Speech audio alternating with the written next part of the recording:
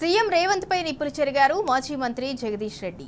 కేసీఆర్ అంటే అభివృద్ధి, రేవంత్ అంటే దందాలు అంటూ మండిపడ్డారు. రేవంత్ రెండేళ్ల పాలనలోనే అన్ని అరాచకాలేనని ఫైర్ అయ్యారు. మంత్రులు కమిషన్లు కబ్జాల పనిలో ఉన్నారని దుయ్యబట్టారు. వచ్చే ఎన్నికల్లో అధికారంలోకి రాబోయేది బీఆర్ఎస్ఏనని స్పష్టం చేశారు. ప్రజలను పట్టించుకొని కాంగ్రెస్కు స్థానిక ఎన్నికల్లో కర్రు కాల్చి వాత పెట్టాలని కోరారు. ఈ మేరకు సూర్యాపేట నియోజకవర్గం తాళ్ల ఖమ్మం పహాడ్ గ్రామంలో జగదీష్ రెడ్డి ఎన్నికల ప్రచారంలో పాల్గొన్నారు.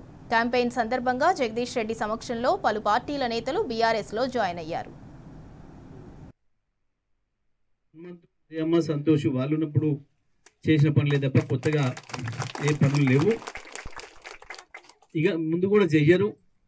ఇక రెండేళ్ళు కూడా క్రితం పాపం కొద్దిమంది అమాయకంగా మాకు ఇల్లు పెట్టినని పోతున్నారు.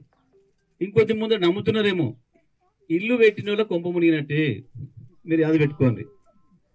ఎందుకు అనంటే అప్పుడే ఇచ్చేటప్పుడే కొంత 5 వస్తున్నాయి కదా నీకు ఫ్రీగా, నాకు కమిషన్ మొదలు పెట్టాను. వాడిగా ఇంజనీరు బిల్లుకు పోతే చాలు 20%. అరే రేవంత్ రెడ్డి దొబ్బుతలేడా? బట్టి విక్రమార్క దొబ్బుతలేడా?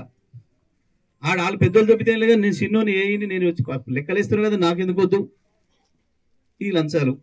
దాన్ని నమ్ముకొని ఉన్నది ఊరగొట్టుకుంటే ఇల్లు వీకి పందిరేసుకున్న సామెత ఉండే వెనకట గదే జరుగుతుంది. ఇప్పుడు మొండిగూడలే మిగిలితే ఉన్నిల్లు కూడా పోతుంది, మందిలో తలదాసుకోవాలి, మొత్తం గంతే ఉంటుంది.